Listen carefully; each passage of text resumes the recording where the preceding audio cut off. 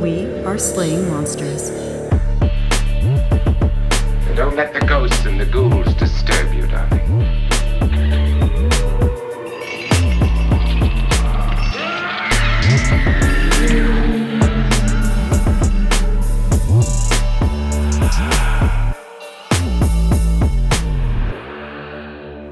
This new generation has taken the old idea and, I don't know, made it less bro-y? I don't know. What you're seeing, I think is, this is like Gen Z. Yeah. Paranormal now, right? Like Gen Z paranormal investigation. And some millennial, obviously. Some millennial and all of that. But I think when you take things like the Newkirks, who are certainly like one of the paragons of paranormal investigation working now, right? Yeah. And Living for the Dead, which is an incredible new show. And you really start to see the torch passed to a new generation, where the old generation now are ghost hunters, ghost adventurers, the like kind of like you said, the kind of broier, more blue collar sort of, like I don't know exactly how you mean the old stuff was more. I would say that this is just as blue collar. These people don't seem to be rolling in it, you know. Well, they're not. Yeah, definitely not. You know what I think a big differential is, we're seeing this with both Living for the Dead and the Hellier situation, like Hellier and the Unbinding. Yeah. We're finding that it is not just about the ghosts. It's not just about like the stuff they're researching. It is a bigger story about humanity. And they're tying it in really beautifully. Like with Living for the Dead, they're tying in social issues and how they affect the people they're helping and how they're affected by the people they're helping. It's become personal in a really wonderful way, because you can't, I think in order for them to do what they're doing, you don't want to divorce yourself from the situation. I think the whole thing is very, it's non-objective. It's very subjective. And so I think by its nature, you put yourself in that place. And when you have a group of people who are from the queer community, you get this incredible social commentary in a subject matter that wasn't there before. Right. And it's so important. And what they're saying is so important. I just found it to be very compelling, and I love them. They're great. They're awesome. And I think it even translates to Sasquatch. Oh, God. The Duplass Brothers show on Hulu, where, you know, it is Sasquatch investigation. It's this guy who's an investigative journalist, very much like a kind of the Gonzo style journalist, going in there to try to find this memory that he has of a Sasquatch that has plagued him his entire life. But it's as much about the hippie community in Northern California at that time and the drug running that was going on there and just all of that situation. And then it also is kind of about him and his experience with the whole thing. Yeah. And it gets personal. And we're really starting to see media pick up what I hope we're doing in this podcast too, which is like, it is more than the event that happens here. It's the entire tapestry of the thing. And there are so many different perspectives that you can derive from the investigation of that. Yeah. And as somebody, I mean, I'm highly skeptical of all things supernatural, but I just, watching Living for the Dead as somebody who identifies as non-binary and also pansexual, I find that when they go into these little towns, and they're not always little towns, but when they go into these towns, they are connecting with these people, and it's making me face my own prejudices, because I think that, they're in the South, they're never going to find those like beautiful little bastions of the LGBTQ plus community.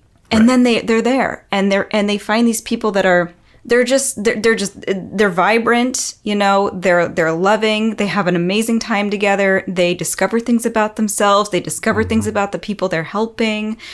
it weaves an interesting tapestry to me through the country that I often think doesn't exist. Sure. Yeah. You know, and it's such a, to me, that's so important as somebody, like, just as a human being who gives a shit about people. Like, I just think in anybody, you can be an ally. Like, you just to watch these people from these communities, you just think, oh, red state. Everybody's either hates people like that, or they're too scared to be who they are. And that's my admittedly very like Northeast Coast mentality of like the elite Northeast yes. Coast. Yes, that's my stupid little like view. But but this show is really showing that there is that vibrant community against the backdrop of ghost hunting. Right. And so we have these things against the backdrop of, and to me, that's what makes the show so very compelling. Mm-hmm. And I think when we take The Unbinding, we look at something like how they talk about the power of storytelling. Mm-hmm. And my takeaway from The Unbinding was they didn't necessarily believe that the thing was magical or whatever, or could do those things, because at the end they left it very open. Like, they did all the rituals and stuff, but at the end they were like, this story was created by... And so that's compelling. Yeah, The Unbinding was very much a question of a tulpa. Mm-hmm. Was that statue itself possessed or imbued with a spiritual power or something like that? Or was it just a story that was created that they gave life to and therefore they gave power to throughout the process of them learning about it? Mm-hmm. You know, and at what point do the coincidences surrounding an object start to just become muddled up in the power that the object has? Mm-hmm. Where once an object is in a singular place long enough with enough events surrounding it, is there really any difference than if the curse is real or not? Yeah, it doesn't matter. Because it's happening. Yeah. And that's that's kind of what we're going to talk about here today as well. You get these curses that you're like, well, was there really a curse of the tomb? Not really, right? Not really. But you get enough people starting to die, and then you get enough of a hype starting to surround it, and then all of a sudden there is a curse, even though it's more of a tulpa curse. It's a curse that gets created through the power of storytelling, not necessarily through ancient Egyptian magics. And what's more powerful, to be honest? I mean, it worked. Sure. I mean, it's still working to this day. Some people believe in that, and it worked to keep people away from the tombs. And, yes, it did. And so, I mean, it doesn't matter to me if it's true or not. It worked. Right. Oh, by the way, we are slaying monsters. We got Matt across the table here. Hey. And I'm EJ. Sweet. And we are on part 4 of the Curse of the Mummy's Tomb of Egypt. You almost got it. Curse of Egypt. Curse of the Pharaohs. Curse of the Pharaohs. That's what I'm calling it. I like it. Just to preface, there's going to be a whole pile of sources today. I'm pulling from a lot of different areas. I used The Curse of the Pharaohs by David Silverman, published in the Penn Museum's Expedition magazine. Tragedy of the Ninth Victim of the Curse of Tutankhamen from the Ogden Standard Examiner, December 1st, 1929. Man Haunted by Pharaoh's Curse is Dead in the San Pedro Pilot, February 21st, 1930. And finally, The Prince, the Princess, and the Perfect Murder by Andrew Rose. Now, when we last left Howard Carter, he's excavating the tomb of Tutankhamen alone. His good friend, Lord Carnarvon, died from an infected mosquito bite. The media calls this a curse and claims that Carnarvon defiled the Egyptians' power by entering the tomb. Carter hates the press surrounding the dig, and he's doing his best to just ignore it. And luckily, the new Egyptian regime is favorable to him, and together, Carter and the Egypt Museum are finishing the excavation. Carter is spending his time cataloging, preserving, and storing all of these 5,000 artifacts that he found in the 4 rooms of Tutankhamun's tomb. And assisting him out is A.C. Mace, You might remember him from last time. He's the the Egyptologist who's on loan from the Metropolitan Museum, like a library book. Yes, a little damaged, but... Well, he will ultimately co-write Carter's book, The Tomb of Tutankhamen, and he will be one of the many to fall victim to the so-called curse. But we'll come back to that in a bit. Now, previously, the London Times owned the exclusive rights to the story of the tomb. Remember, Carnarvon was trying to recoup the losses of all of the years that he had sunk money into these digs. And so he had sold the rights to the London Times exclusively. So they were the only ones to be able to actually go into the tomb, take photographs, do reporting. And that was a source of irritation for Arthur Weigel, who was Carter's old roommate. And Weigel was the former inspector for the Egypt Museum. He had kind of taken Carter's job. Carter got in a fist fight with some belligerent French tourists and had to resign his position as inspector. Weigel took over that position, and they were roommates for a little while in Egypt. But at this point, Weigel has left Egypt and is working as a correspondent for the Daily Mail, which, of course, was run by a fascist Nazi sympathizer at the time. Just got to throw that in there. Just got to throw that in there. Just in case you've forgotten. So Weigel, he's kind of been relegated to the sidelines, like all the other journalists. And he arrives on site with this notion, thinking like, oh, I've done work with Carnarvon. I used to be roommates with Carter. I can probably get access. But when he gets there, Carnarvon holds to his deal with the Times and is like, no, Weigel has to stay outside the tomb. We're only taking reporters from the Times into the tomb. And because of this, Weigel was probably a little ticked off by it. Yeah, sure. Yeah. And so he goes on to publish an account of a cobra attacking Howard Carter's bird, which then the bird dies of fright, unfortunately. This is so weird. And, yes. And of course, Weigel famously said that if the archaeologists go into that tomb with the wrong attitude, he gives them 6 weeks to live. I can see, he was a very sensationalist guy, I feel like. And so he was. I can see why they were like, also like, I don't know about you. Yeah, you might not want him like in the tomb checking, I don't know. Yeah, like what are the crazy things is he going to come up with? Right, yeah.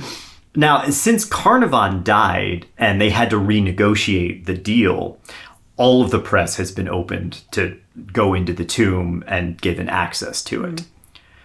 And at this point, according to A.C. Mace, about a quarter of their time in the tomb is spent giving tours to the public. Not doing any type of cataloging, excavation, anything like that, just giving tours to the public. Why do they feel like they need to do this? Well, because Egypt had become a tourist destination. And with the discovery of Tutankhamun's tomb and all of the publicity surrounding it, it's like a really hot vacation spot now. And remember, Egypt is one of the first places to actually charge a visitor's fee. So money is funneling into Egypt and therefore into the Egypt Museum, which is then funneling down to the dig. So the dig is in part being funded by the tourists that are coming there. Then I get that. Yeah.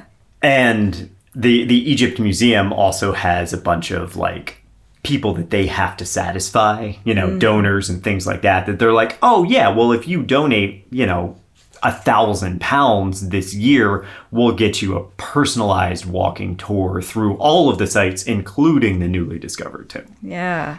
To appease some of these people, Carter and his team started carrying artifacts out of the tomb uncovered. So as you're like looking through the crowd, you can see, pottery, statues, scrolls, whatever, in wheelbarrows as they're pushing it out of the tomb. You get an opportunity even if you're not one of the elite who's allowed to come into the tomb. Among those to tour is a man named George J. Gould, who was a railroad baron and a friend of Lord Carnarvon. Gould is probably most famous for trying to construct a modern transcontinental railroad. Oh, so he was part of that?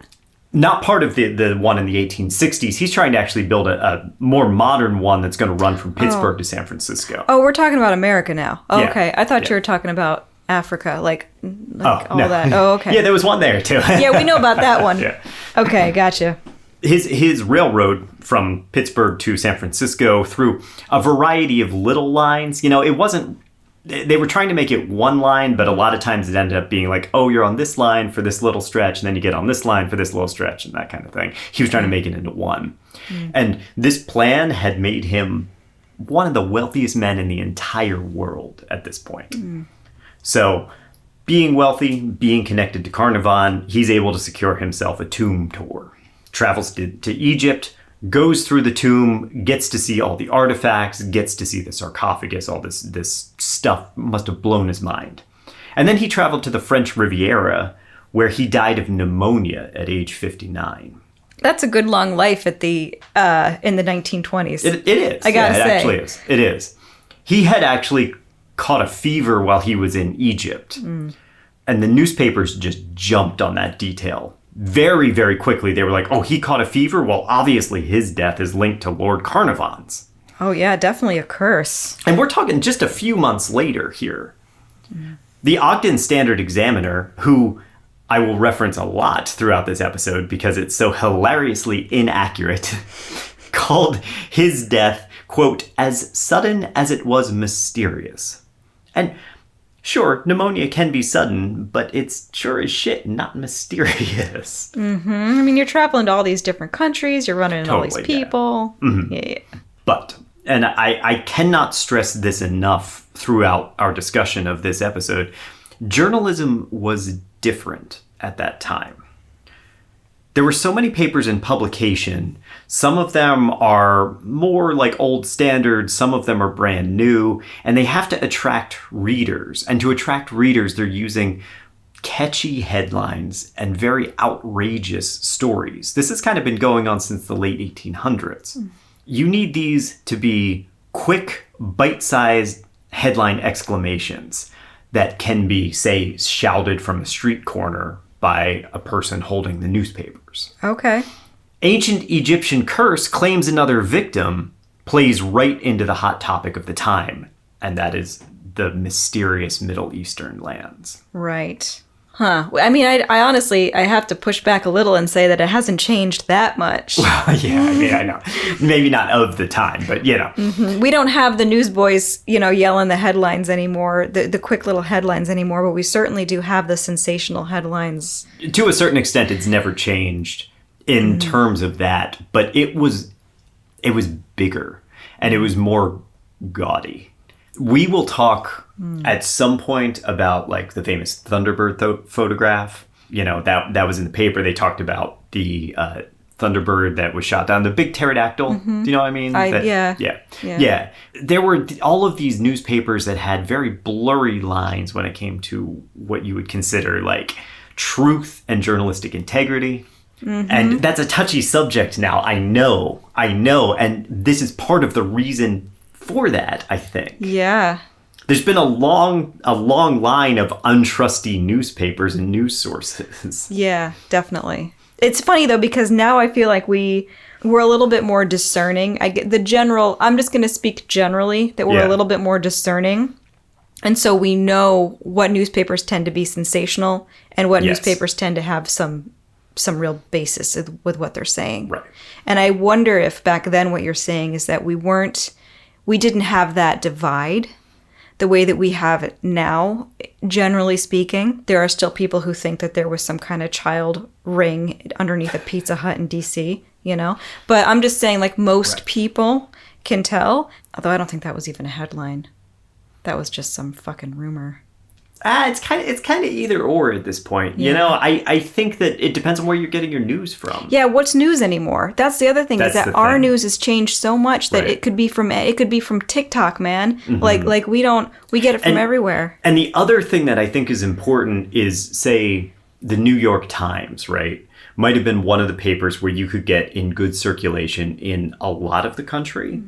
But there are many places where you only have one newspaper. Yes. That's all you have access to. And if that newspaper doesn't necessarily have the best journalistic integrity, then you do not have a good knowledge of what's going on in the world. Yes. And if you're already not really raised to think critically, which is what many people, that's the case back then, you're just ripe for that belief system, you're going to buy it. Yeah. And remember, at this time, we're in the midst of Egypt mania. So the West is all captivated by the history, the mythology, research that's erupting in Egypt. And you're seeing this reflected everywhere. The architecture, the interior design, talking again about living for the dead. They went to... Oh, yeah. They went to Freemasons. Freemason. I don't remember what the actual location was, but they went to this Freemason building. It was the House of Wills. Right. In Ohio, that had very much a lot of influence taken from Egyptian culture. You had the pillars and the columns. You had the birds. You had the birds. The birds with the spread wings and all of that stuff. Yeah. So you're seeing that. You're seeing it in the clothing. If you think back to the flapper style dresses with the headpieces and that sort of thing. It's very much inspired by Egypt. They had like those like adders. Those, right. They were all about like little snakes and all kinds of stuff. Yeah. Such a cool thing. I loved it. No less than 6 movies named Cleopatra came out between 1908 and 1940. Plus 1913's Anthony and Cleopatra. No way. Yeah. You've got Cecil B. DeMille's 10 Commandments releasing in 1923, one of the highest grossing and most expensive movies of its time. Everyone has Egypt on the brain, and stories like successful railroad magnates falling to ancient curses, that's just too good to ignore. Oh yeah, super cool. We're living in a time of not now. We were living in a time of esotericism, where we see Madame Blavatsky and the rising Theosophy movement. You have philosophers that are shaking up traditional beliefs in Christianity with these ideas of ancient knowledge, ancient power, stuff that was hidden for centuries from the sheltered Western doctrine. Oh yeah. I brought this up last time, I think. It's like the hippie movement. Yes. We do this, we have these waves. The West has these waves where we become obsessed with the East, and then it dies down a little bit, and we become obsessed with the East again in some way. Yeah, absolutely. And, we'll see it with Adamski later on, right? Mm-hmm. I think personally there's also an element of almost equalization that happens here, because you see the rise of these business moguls and the dawn of corporations on a really grand scale. The wealth gap is starting to stretch at this point. And this time specifically, it's not just the royalty that's rich. You're not talking about barons, dukes, kings. It's the commoner who can now make themselves into an industrialist and through that find their fortune. Yeah. But we like Icarus stories. We like to watch those who overreach get cast out of heaven, get burned, fall from grace. Mm-hmm. And so the common person, as they start to rise into prominence, there is still a culling power that the wealthy cannot escape. Money doesn't protect you from the curse of the pharaohs, nor does, say, business success or power or connections or fame or any of that shit. The old gods still reign, and everyone must bow before them or suffer the consequences because they don't give a fuck about your railroad. No, they do not. They don't care about your royal blood or any of that shit. That's right. Yeah. It doesn't hurt that the phrase journalistic integrity wasn't in most reporters' vocabularies. Keep in mind that for a while, London Times was the only paper that had exclusive rights to the tomb. And other papers, they're there and they need, they're on their beat. They need to report back something. They need to fill a word count. And so they're probably getting second, maybe third-hand information of what's going on in that tomb and what's happening related to it.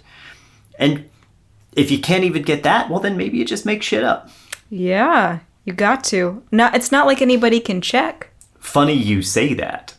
David Silverman of the Penn Museum points out that those reporters had an advantage because also hardly anyone could read ancient Egyptian hieroglyphics. Oh, now we can read all of it. Now it's like you got the English at McDonald's dollar menu, and then you got the Egyptian hieroglyphics right next to it. Yes, I'll take the snake and the squiggly thing, please, for $2. Dude, we can't even get Spanish on the McDonald's No, menu. we cannot. I know. So I'm just saying, like you couldn't Google, right? You didn't have reference textbooks either, unless you were like part of a university that actually had access to that. Mm-hmm. So the translations that they were giving for a lot of these things were often loose or just completely incorrect. I'd love to hear some of these translations. Well, I'll give you one. Oh, good. So take the text that was found on the Anubis statue inside Tutankhamun's tomb. It read in the original hieroglyphics, "I am the one who prevents the sands from blocking the secret chamber." This got translated to, "I will kill all those who cross this threshold into the sacred precincts of the royal king who lives forever." Wow. Wow. Which got further translated to, "I shall cock block you as you try to become rich off me, you dumb bitch." Throwing shade. Throwing shade, man. That's Anubis for you. You know, he's got attitude. He is. Yeah, I he mean, does. Yep, you just gonna have to believe me about that, because you can't check. Wow, they really took it. They took something and ran with that. The only thing is the what is it, like the blocking or the standing in front of? Yeah, Anubis prevents the sand from blocking the secret chamber. And the translation is, "I will kill all those who cross this threshold." I don't think Anubis was killing the sands. I'm just saying. Yeah, no. Don't think so. It's not even like taking the spirit instead of the letter. It's just completely wrong. Yeah. I'm shocked by this. This is shocking for me. I have another one for you. Okay.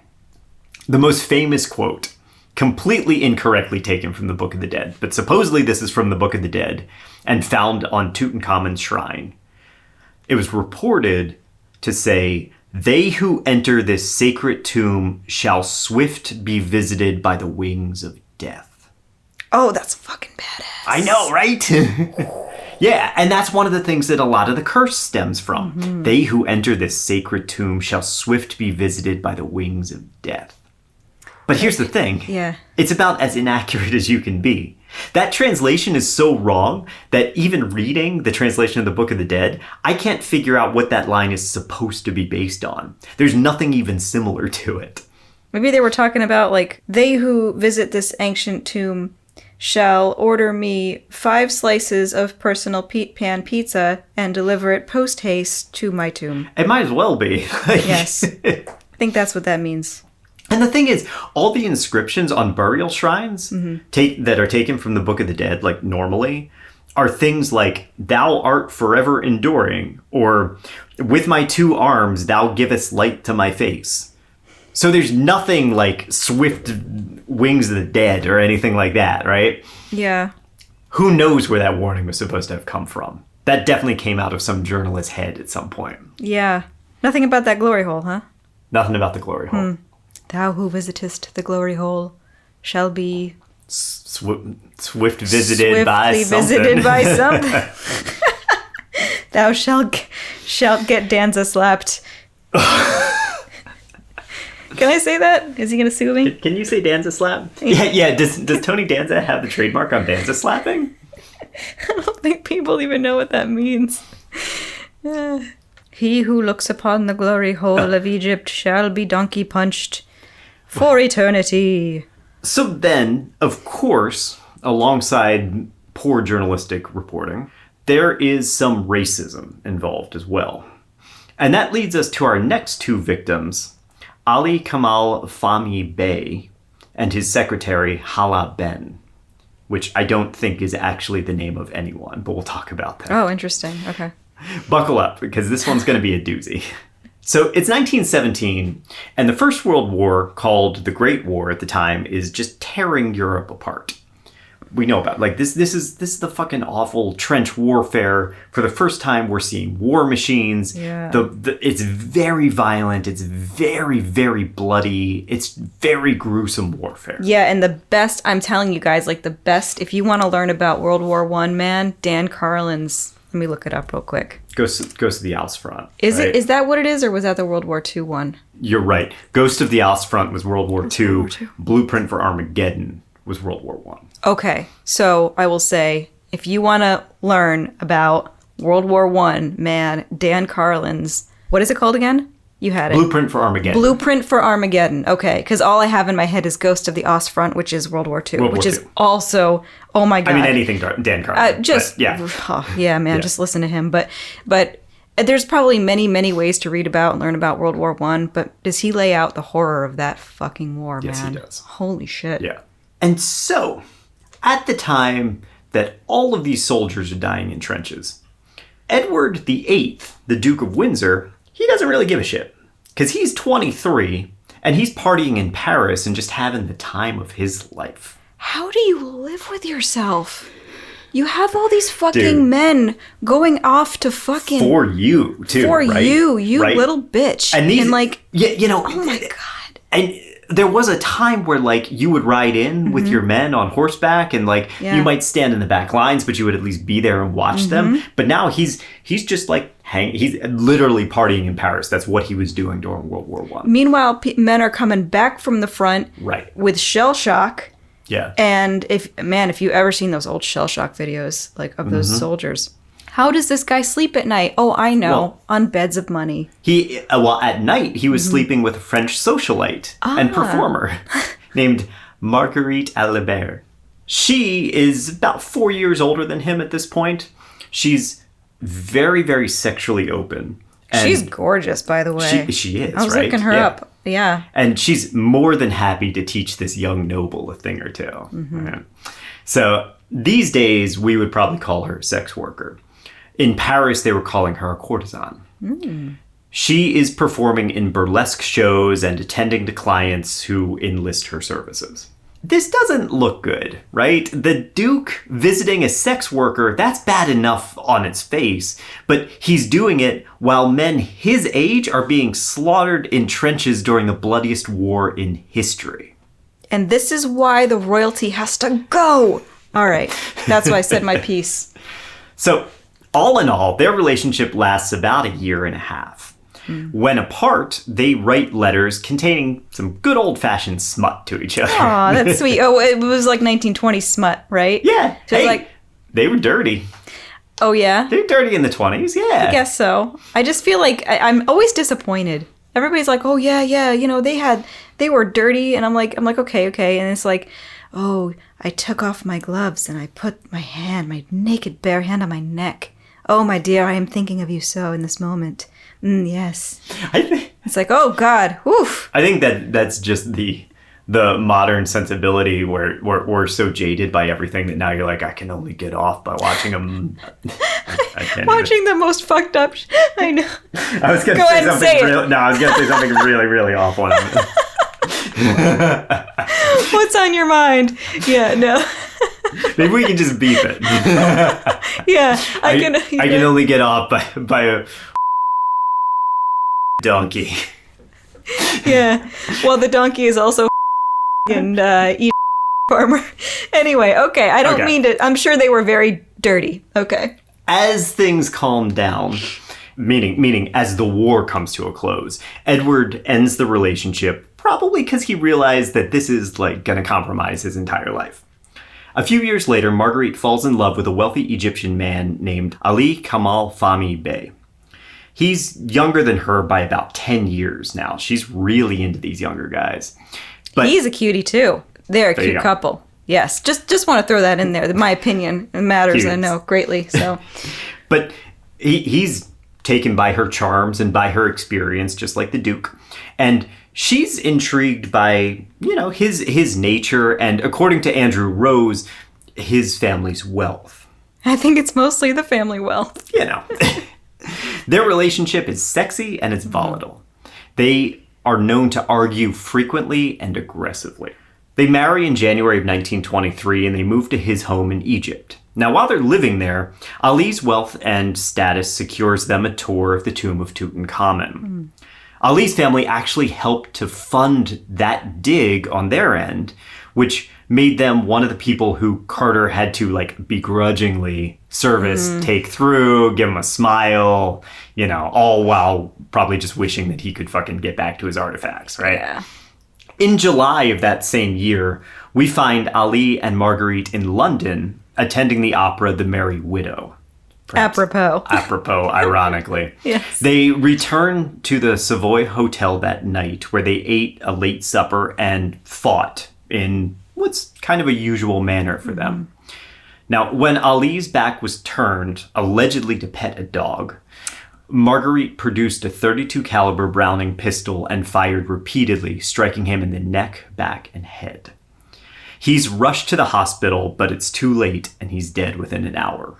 Okay. Yes, I know. So this is the turn of slaying monsters into a true crime podcast. I know, right? Here we go. Well, okay, so he was maybe petting a dog. That was one of the reports that I read. Yeah. And do we know for sure if they were fighting or not? We don't. Because honestly, if I was in the middle of a fight with you, I wouldn't really want to turn and like pet a dog. Yeah, I don't. The thing is very confusing, and it's made worse because the trial becomes like a media circus. Yeah, like everything explodes around this, and then of course, knowing that they have to keep a lid on everything, or word of Edward's illicit relationship gets out, the royal household swoops in. And the director of persecutions for the criminal court, which was called Old Bailey, because that was the street it was on. He ensures that any mention of Marguerite's past as a courtesan is inadmissible in court. Yeah, I kind of understand that. Her lawyer leaned very hard on the commonly held racist beliefs that Egyptians were contentious, prone to violence, and anger. Ugh. Now, remember, this is on the heels of Egypt's revolution against Britain, who has basically been squatting in their land for decades. Mm-hmm. So they're all like hurt feelings, like we lost. Poor you. Yeah. The protectorate had only been lifted for a couple of months when this trial went down. Some bitter stuff going on there. Yeah. The newspaper article I found that reported this, again, the Ogden Standard Examiner, calls Marguerite the victim of domestic abuse. And according to them, he swore on his Quran that she would die by his hand. According to the press, he seized his wife in anger and she did not hesitate and killed him in self-defense. But she made sure that he was turning around and petting a dog, though, possibly. Allegedly. The lawyer also called him, quote, a monster of Eastern depravity and decadence whose sexual tastes were indicative of amoral sadism toward his European wife. I mean, listen, look, it could have been a really bad relationship. There could have been abuse. There could have been abuse on both sides here, or maybe like he was very abusive. We don't know. We don't fucking know this. Yeah, but here they are bringing in all of the racism that they can. Without really giving this guy a fair shot. Right. Which is what we're seeing. And they're backed by the royal family. Oh, they are so fucked. I mean, this guy's reputation is screwed. The Egyptian lawyer tried to prove that Marguerite wanted Ali's money, but their prosecution was unsuccessful, largely because the British jury straight up didn't trust evidence collected by Egyptians. Oh my God, dude. Marguerite was found not guilty after 1 hour of deliberation, and she left to public celebration. She spent the rest of her life living in a Parisian apartment across the street from the Ritz, probably because she got a little bit of kickback from the royal family. Yeah, I'm sure they helped her out a bit. Uh-huh. Yeah, but and the interesting thing that I read about her is that she, after the trial ended, she tried to get the money from the family. Yes. So the true colors showed, and she was unsuccessful, I read. Although that said, if I was the victim of domestic abuse, I would probably want compensation for the time that I suffered through that relationship as well. Certainly. Probably. Yeah, certainly. We don't know anything, guys. Yeah, it's really legitimately hard to tell what the truth was there. Mm-hmm. It is. But we do know there was racism. Yeah, it was racism. A lot of it. It's easy to see how the royal family had everything to gain from her walking free and silent. But it's still hard to overlook a statement of domestic violence, especially at that time when, domestic violence was treated as something that a husband could just kind of do to a wife. Yeah, it's interesting how that's a very interesting point, because it was, I think even in the 1950s, it was like, Sure. you handled it at home. Home correction. Yeah, That's what I mean- Stephen King called it. Okay. Yeah, I mean... Not that Stephen King... I'm not saying that Stephen King was Right, no. in any way responsible for domestic violence. That's just the phrase he used for it. Yeah. And that's a thing. And so it's interesting to me that everybody was very quick to do something about this when it happened to be an Egyptian man versus... Well, also, according to Rose, who wrote a book about it, Marguerite participated in BDSM shows. I mean, obviously that doesn't justify non-consensual violence. Not at of all. any Very kind. different things, yes. And if she was afraid for her life, shooting her husband in the back might have been self-defense. But maybe that's why there was such an emphasis on the domestic abuse claims, because people just straight up didn't understand what the BDSM part of their relationship was. Yeah, maybe there was an element of that in their relationship. Right. We don't know. And it was consensual instead of non-consensual. Again, we're not... I'm not making any claims either way. We're just here spitballing on what their sexual preferences were, you know. Yeah. People who have been dead for 100 years. Yeah. Well, maybe we should do a seance and try to find out. We should. According to the Ogden Standard Examiner, shortly after Ali died, his secretary Hala Ben died as well. Now, the paper gives no further details, and I haven't been able to verify the identity or the fate of anyone by that name. I have a suspicion that that person might not be real.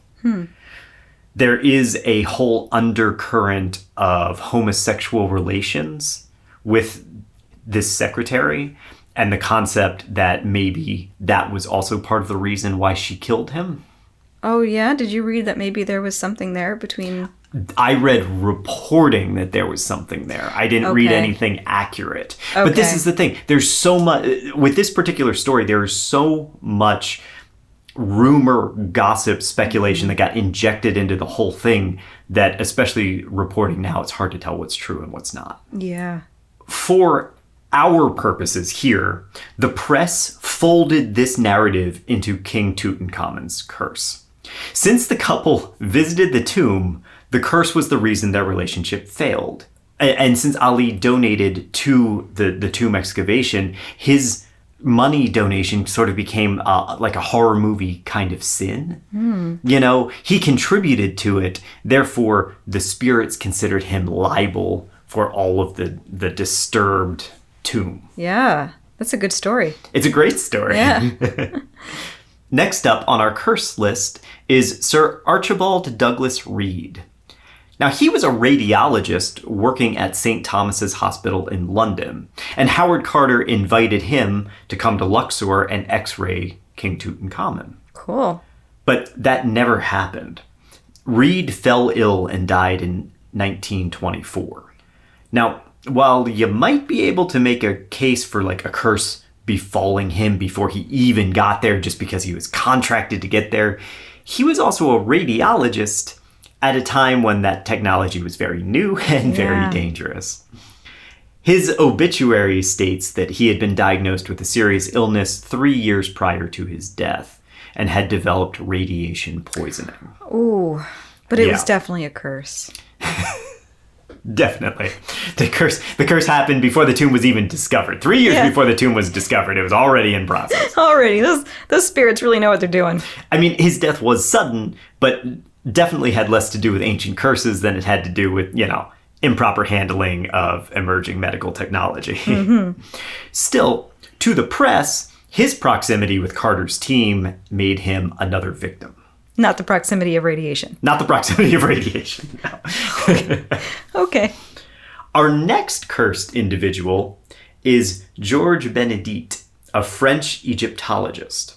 Now, he had actually been working in Egypt for some time, and he had excavated several tombs in the Valley of the Kings. He wasn't involved with the Tutankhamen find at all, but he did get a chance to look at the tomb with Carter.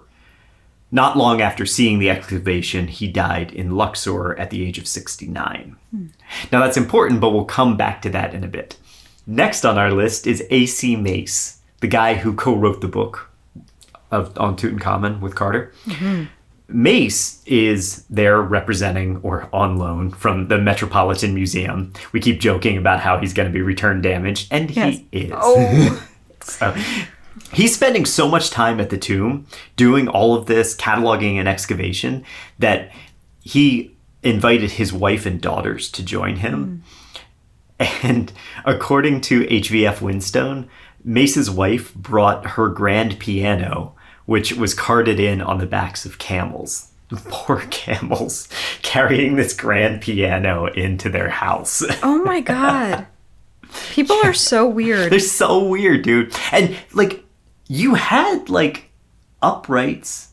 You know, you had smaller pianos that you could have taken, but she's like, I need the grand piano though. We're going to take that one, which I assume came from New York.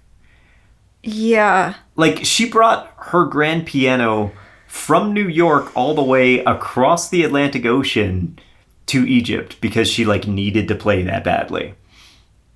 I mean, I guess it's good to have a hobby. I guess it's good to have a hobby. I just can't. Those poor camels. People are weird, dude. Yeah, people are so weird. Mace's work is cut short in 1924. He had been struggling with a condition called pleurisy. You know this? No. It's inflammation of the lungs and chest. Damn.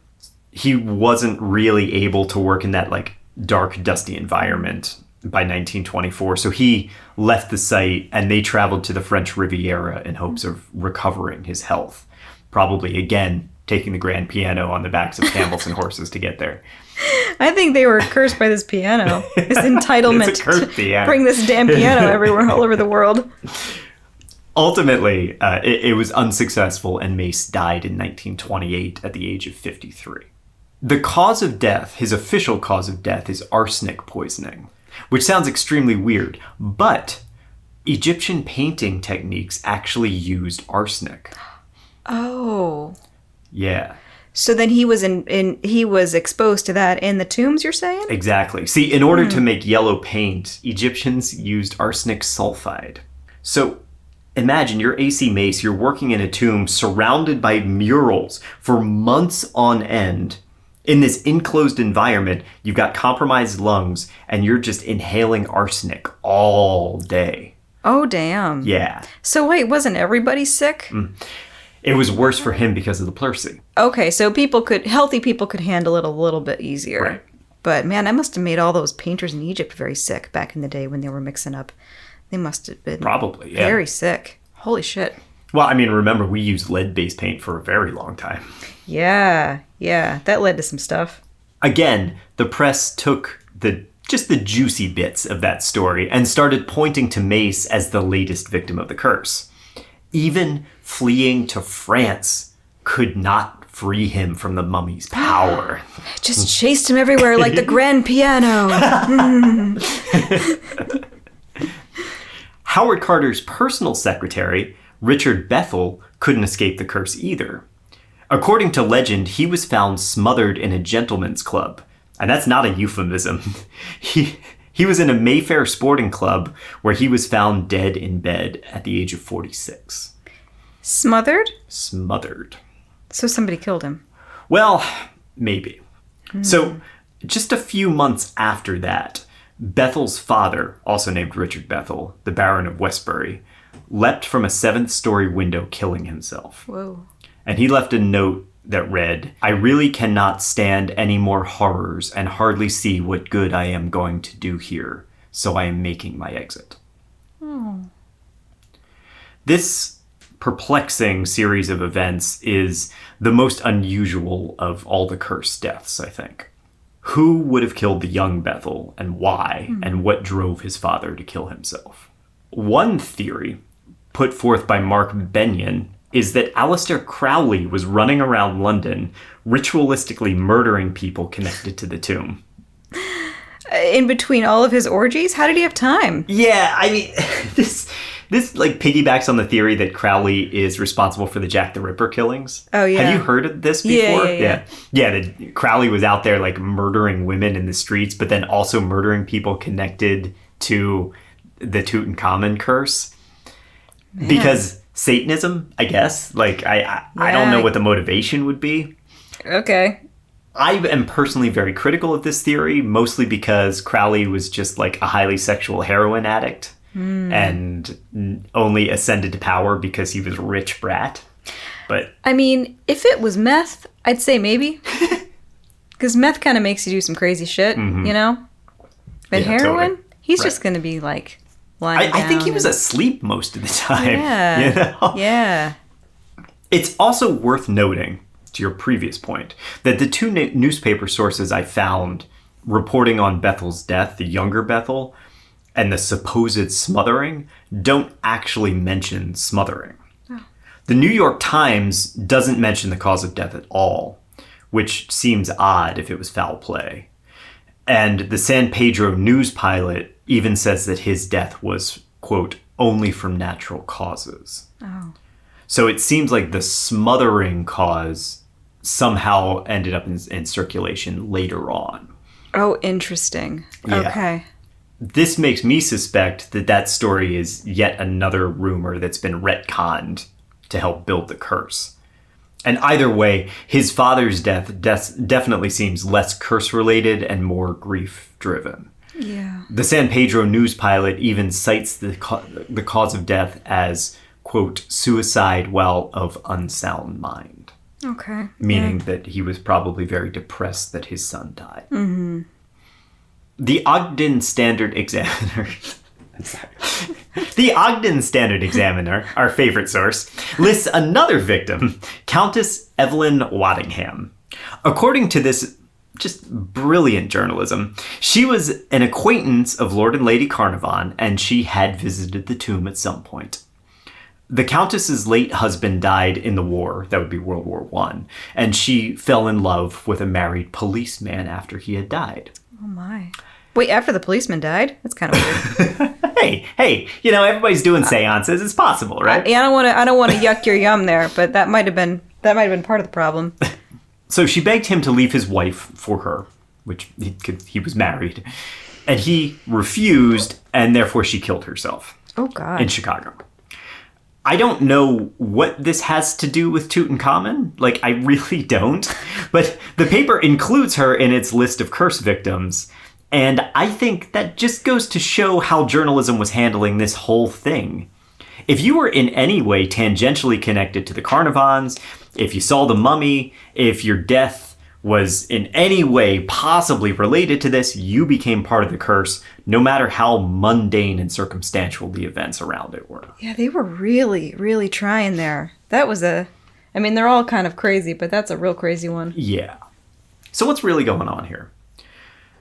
According to the University of California, Berkeley, in the 1920s, the life expectancy for men, you want to take a guess? In the 1920s? 1920s life expectancy for men. 59. 56.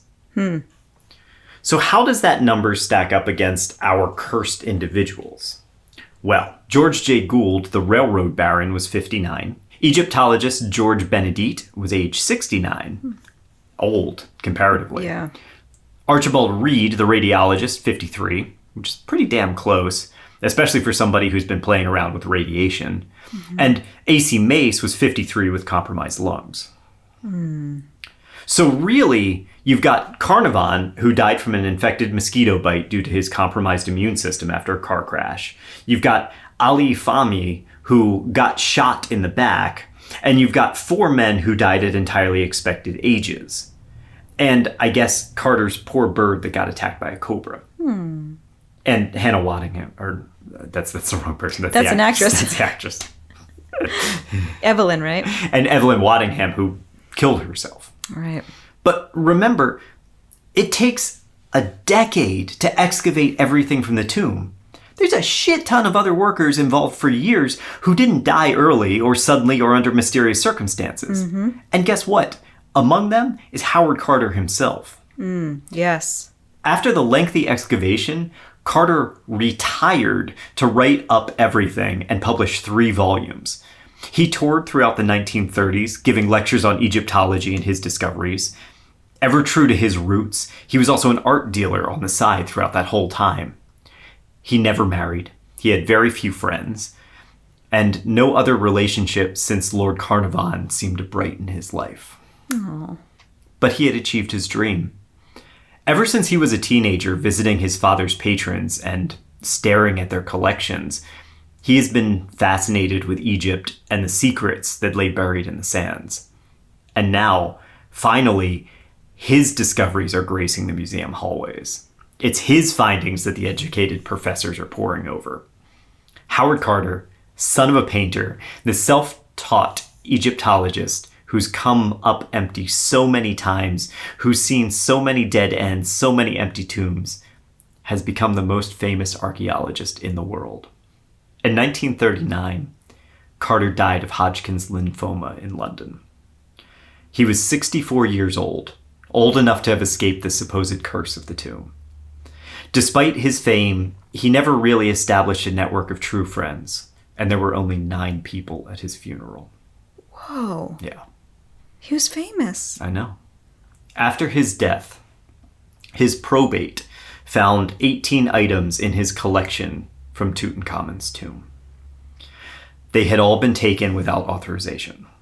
It's extremely likely that more were stolen and distributed through Carter's network of contacts. You might remember Alfred Lucas, one of Carter's workers and the guy who claimed that Carter and Carnarvon snuck Lady Evelyn into the tomb that first night. Less than a decade after Carter's death, Lucas published an article claiming Carter stole several artifacts from the site. One incident, detailed by Lucas, involves the Egyptian inspector finding a statue head packed in a crate, but suspiciously missing from the manifest records. Now, Carter claimed that he had packed it for safety, but for a man who was that meticulous about all of his cataloging, it's very strange that that wasn't listed among the other items. And then as recent as last year, more evidence surrounding Carter's theft has continued to surface. According to letters published in Bob Breyer's book, Tutankhamen and the Tomb That Changed the World, Carter lied about an amulet he owned, claiming that it didn't come from the tomb. But when it was examined, it was actually part of a set made from the same mold as Tutankhamun's other amulets. Ooh. Yeah. Carter's personal artifact collection was eventually returned to Egypt, but not before doing a stint at the Metropolitan Museum. Today, they are all on display at the Egypt Museum in Cairo. In the intervening decades, research continued on King Tutankhamun, his tomb, and his artifacts. In 1968, the mummy was X-ray scanned, revealing 2 bone fragments in his skull. And this spawned a theory that he had been killed by a blow to the head, possibly from a chariot accident or possibly from murder. This aligned with the fragment of papyrus that they found depicting him riding a chariot. Wasn't that just a common thing that they would do, though? Sure, but, that shows that he rode chariots. That's true. The chariot accident hypothesis seemed to be supported also by his damaged ribs and a missing section of his chest wall. But in 2005, the mummy was CT scanned, and that gave a little bit more information and context. Tutankhamun, he's got a cleft palate, mild scoliosis, that's a twisted spine. You know what that is? Yep. He's also sustained a leg fracture shortly before his death, which had not healed. The CT scan shed more light on the bone fragments in the skull and revealed that the surrounding bone, where those fragments were, was still thick and solid, which meant that the head wound was likely the result of post-mortem unwrapping of the mummy. Oh. So they probably damaged it when they were examining it. Oh, okay. In Carter's original photos, the ribs are actually intact, meaning that damage would have also occurred after the mummy was discovered. Oh. So that all casts doubt on the chariot accident or the blow to the head cause of death. The prevailing theory now is that Tutankhamun died of sickle cell anemia. Oh, no. Yeah. How do they know that? DNA testing. I guess they have his DNA. Yep. Oh, I remember. I think I read something like that. Yeah. Back in the day. Yeah. In 1973, the tomb of Casimir IV Jagiellon was opened in Krakow, Poland. Of the 12 people working to preserve that site, 10 died shortly afterwards. The media quickly picked up the story and started comparing these premature deaths to the fate suffered by the Tutankhamen team. Microbiologists found carcinogenic toxin spores inside the tomb. Ooh. This fungus, Aspergillus falvus, has been known to cause acute hepatitis. It's clear that this was the cause of the Jagiellon curse, inhaled toxic spores. Ooh. We call this tomb toxins. That's right. Tomb toxins, which were in the Egyptian tomb as well, right? Or no? I mean, they could be found there, sure. Yeah. I read that they're from like food. Yeah. Old food. Yeah.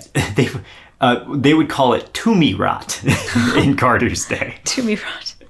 And that was the prevailing theory for years surrounding the deaths of Carter's team. Infectious mold spores, microbiological curse, that's what they thought. And it made sense because they found desiccated fruits in the hermetically sealed tomb. So if they rotted, they would have infected the air, which then you open the door, everybody breathes it in, and all of a sudden you got a bunch of people with hepatitis.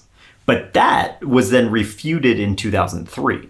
Piggybacking off that research, Anne Cox published The Death of Lord Carnarvon in The Lancet. And in it, she points out that Carnarvon first entered the tomb in November of 1922, but died in March of 1923, 5 months later. Given that he was immunocompromised, he should have fallen ill much quicker if tomb toxins were present, but he died 4 months later from an infected mosquito bite. Right, we know how he died. We know how he died.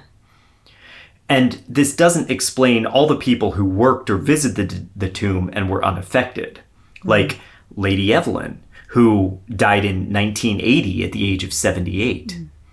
She was supposedly the first person to even enter the tomb. You would think that she would be affected as much as anybody else. Yeah. Or anything. It helped her. Yeah, right? Or Carter even. You know, he worked there for a decade, but he died of lymphoma at what we would consider an old age. So that's probably not a thing. Tomb toxins were not the cause of the curse of the Pharaohs. Right. In 1934, Arthur Weigel died of tuberculosis. A recently discovered letter from Carter to a woman named Helen Ionides sheds some light on his opinions of the archaeologist turned journalist. And in his letter, Carter says this: "In fact, his death is a real blessing. For although he is a clever writer, he is also cunning. His inventions had no basis and thus a menace to archaeology. Those of them for temporary excitement and amusement at the expense of others.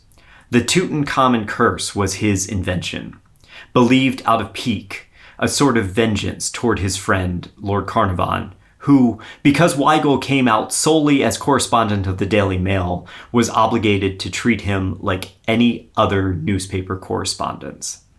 He was never at the opening or discovery. He was the last of the correspondents to arrive several minutes afterward. But enough of this venom. I must direct to a more pleasant subject. Weigel invented the curse. He was upset that his friend, Lord Carnarvon, had sold the rights to the London Times and didn't give him an exclusive. So he fabricated a story about how their discovery would be cursed. Carter goes on in this letter to explain how upsetting this was for him, having his greatest find be upstaged by a silly supernatural story. So let's not talk about that anymore. Let's honor Carter and just talk about archaeology. And if you think about it, it all came from Weigel. Weigel was the one who told the story about the cobra. Yeah, of course. Weigel was the one who said, "Oh, if he goes down in that manner, I give him 6 months or 6 weeks to live." It all came from Weigel. Yeah. The funny thing is, it's pretty well known that all the legends around tomb curses exist for a different purpose. Do you know what that is? To keep people from stealing the shit? Yeah, to dissuade grave robbing. Remember, even in ancient Egypt, tomb theft was rampant. You had your lower classes that would break in and steal to feed their families. The embalming priests would pocket things during their funerary rites. And the families of the deceased would just pop in and reclaim effects as their own. The original curses were warnings against robbery.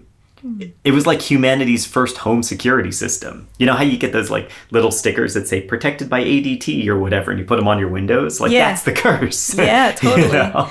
You steal my shit, you got misfortune. You're going to have to hear a really loud noise for a while. Right, yeah. By 1932, Boris Karloff's The Mummy hit theaters, telling the story of an archaeological expedition that uncovers a cursed Egyptian mummy, which they unwittingly bring back to life. This movie and its sequels cemented the idea of cursed tombs, deadly ancient magics, and death to those fool enough to tangle with supernatural powers. But the true curse of the Pharaohs is far more mundane. Built off a series of reports by uninformed journalists who had been locked out of their beat. The curse was nothing but a series of unrelated and speculative events strung together by people searching for coincidence and finding it at all costs. The story sold on the misfortune of the elite, the idea that even the wealthy and powerful could fall victim to ancient elemental forces. Fed by a world gobbling up esoteric stories of the supernatural, the idea of ancient curses from a forgotten people just dovetailed perfectly with the rising spiritualism and theology movements. We have that today. We have that same thing, like when we're watching all of our ghost shows that we watch. And What do you mean? Well, there's always this, like, there tends to commonly be this idea in a lot of these shows where it's like, oh, these people broke into this house and they did some rituals that they didn't understand. And they stirred up some stuff, and that's why we've got these problems. And, I mean, it's so ubiquitous. Yes. Yeah. And you were playing around with witchcraft and you didn't know what you were doing. Exactly. You used a Ouija board. You did it's whatever, like in right? The Unbinding, that whole totally, thing. Right. Mm-hmm. And it's I don't know how long this idea has been going on for. Like, I'd say throughout all of human history. Yeah, because this Egyptian curse cannot be the first time, but like that we have warned people from opening doors that they shouldn't open. Oh yeah. And it's very interesting to me because we love this story. It speaks to something very primal in humanity, I think. Yeah. Again, don't go into the cave because all the people that go in the cave die because there's a Smilodon in the cave, right? Yeah, sure. There is a lesson in this story, I think, in the dangers of examining a claim without actually investigating the claim. Because while the tomb toxins provide a very concise, logical explanation for the deaths, as we've seen, it's flat out wrong. Carcinogenic spores didn't kill Reed, the radiologist, or Mace, the Egyptologist, who lived 4 more years on the Riviera. It's the failing of Occam's razor. Tomb toxins, they seem like the simplest explanation, but they weren't. The simplest explanation was that there was no curse, except the one dreamed up by newspapers, Hollywood scripts, and public lore. What there is, instead, is the legacy of a forgotten people. Kings, queens, gods and goddesses, and all manner of rituals, rites, and customs, which would otherwise have been lost to the literal sands of time. There is an inherent irony that it's thanks to the grave robbers, not in spite of them, that we have a record of ancient Egypt. Remember Gaston Maspero, who imprisoned and beat robbers before looting their cash himself. Remember William Amherst, Carter's first inspiration, and his private haul of Egyptian antiquities, likely bought on the black market. And of course Carter himself, who worked both sides of the black market and smuggled his own treasures out of the greatest tomb found in the world. The tomb of Tutankhamen still stands as one of the most significant archaeological sites ever discovered. To this date, millions of people have walked through it. Tutankhamun's body is still there on display. Most of the artifacts Carter and his team excavated are now housed in the Grand Egyptian Museum in Giza. Heavy tourist traffic has damaged the site, prompting the construction of a replica nearby.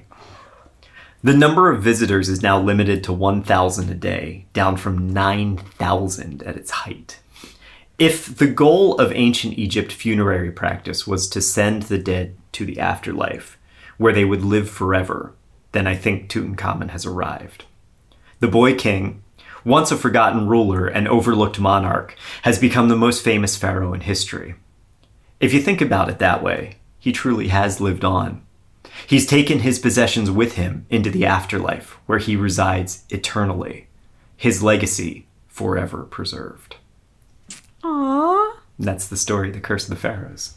Yay! Curse of the Pharaohs! Yay! Yeah, we love those stories. We love to find reasons behind things that happen. It's a fascinating moment in history because all of these things like congealed and coalesced all at once. Yeah. You had theosophy, you had somewhat fly-by-night journalism practices that also just so happened to be locked out of their story. You had this fascination with Egypt and with the culture, especially the ancient Egyptian culture. I mean, it's just a time that could not possibly have existed. This story could not possibly have existed at any other time in history, I think. It was just the perfect blend of everything coming together that built this story of the curse. Yeah. And we're still very intrigued by the whole thing. Yeah, we are. Yeah. We don't have like Egypt mania right now, but we love it. It's important. Definitely. Yeah. I remember when I first saw a mummy in a museum. It was really powerful. Mm-hmm. It was in Noble, I think. I don't think it was any... I don't even know if I've ever seen Tut in a museum, but... I don't imagine you would, because Tutankhamen is in Egypt, I believe. Oh, okay. Well, then definitely not. But I saw a mummy, and it was just this... It was really sad. Mm. To me, I just felt this overwhelming sadness, because... I don't know. Like, personally, for me, I don't give a crap what you do to my body when I die. Like, like I'm kind of like Frank Reynolds, just throw my body in the trash. It doesn't matter. I want to be stuffed and put in an action pose. I know, you can't taxidermy people. It's really? Not allowed. Yeah, I looked it up. Says who? Says the U.S. government. I mean, probably. I think it's a law. I don't think you can taxidermy people. And this is why people become libertarians. This is the main reason why. And then it spirals from there. Yeah. But yes, it just made me really sad, because I was like, all these people are walking. I know it's science and everything, but like all these people are walking by and just gawking at this person. And Weigel's probably a dick, but like I totally get what he's saying about cavalierly walking into these tombs. And I'm not saying Carnarvon did. I don't know how he walked into the tomb, but like there is an element of gravitas that I think you should have when you're looking at these things, and when you're when you happen to have the privilege to look at an old mummy through a glass case in a museum. Like it's heavy, and you should respect it and be happy to see it. I mean, I'm sad, but... And I mean, Carnarvon was kind of a wild guy when it came to doing those excavations. He probably damaged that text that he got. He was really looking for a Tutankhamen type tomb throughout his whole career and didn't find one. But he wanted that like big money thing, and anything else was just kind of like, okay, set it aside, let's move on, we want to find the big one. I don't know that they necessarily had that kind of reverence at that time. I think that they had architectural integrity, but I'm not sure that they necessarily treated it as we're going in to look at bodies who have died. See, that's the thing. I think that when we go to cemeteries, we tend to be respectful, and on the whole, like we tend to be reverent about that. And I just think that there's an interesting dichotomy when it comes to when you're doing any digs, like when you're finding people. I think they're called bog people. Like there's these people in one of the British Isles, I think, that are so perfectly preserved because they're in the bog. Yeah, I know about this. Yeah. And it's like that's a graveyard. Right. And obviously we need to learn about them, and we need to figure out what happened and what brought them there. Yeah. And I just and I'm sure everybody's very respectful, but it's just interesting how, because it can be commodified even from a learning perspective, there's an element of of just like, let's just figure it all out and jump in there and be Indiana Jones about it. Right. But these are dead bodies. These are people who were loved and loved as, what was that, Poe? Oh. Or no. To love and be loved. To love and be loved by me. Yeah. To love and be loved by me. Mm-hmm. That's Annabelle Lee. Right. That's what I'm thinking. So I just think that, I don't know. I just think that there's definitely a reverence there. Speaking as somebody hypocritically, I don't give a shit what you do to me when I die. Again, I don't care. But, you know. But they obviously did, right? Otherwise they wouldn't have been preserved. They would have just been like, yeah, throw me on the trash pile. Exactly. I'm worthless. I don't care. I don't care. Yeah. It's making me, it makes you think, man. It makes you think. What's the difference? It's all a graveyard. It is. Yeah. Fascinating. Cool. Well, there you go. The story of the Curse of the Pharaohs. I don't know what to say about that to close it up, but that's fine. Man, be careful, everybody. Don't go stumbling into tombs. All good willy-nilly. I feel like that's always good advice. Yeah. Don't go stumbling into tombs willy-nilly. Yeah. Yeah. Be all reverent and stuff. Or not. I don't know. I don't give a fuck. So, little hint for next time. I want to do this in the style of one of my favorite old radio shows. You are searching through the sands of a desolate southwestern desert. Your quarry, a foreign craft of unknown origin, and its strange pilots who may well be monsters from another world. That'll be our series. Next time, join us in 2 weeks for our next series. It's going to be a big one. Yeah. As big as a... I can't say. Don't say it. I'm not going to say it. All right. All right. Awesome. All right. Thanks for listening, everybody. Thank you all for listening. Be safe out there. Yeah, be safe. Thanks for listening to Slaying Monsters, the Paranormal History Podcast. If you like the podcast, there's a couple ways to show your support. You can tell your friends, you can leave us a rating and review on your podcast platform, or you can head over to slayingmonsterspodcast.com and click on the Support Us button to leave a donation. For questions, suggestions, and other feedback, reach out to us, slayingmonsterspodcast@gmail.com, and stay up to date by following us on Instagram @slayingmonsterspodcast. Your support helps us grow, and we are truly grateful to have our listeners and community.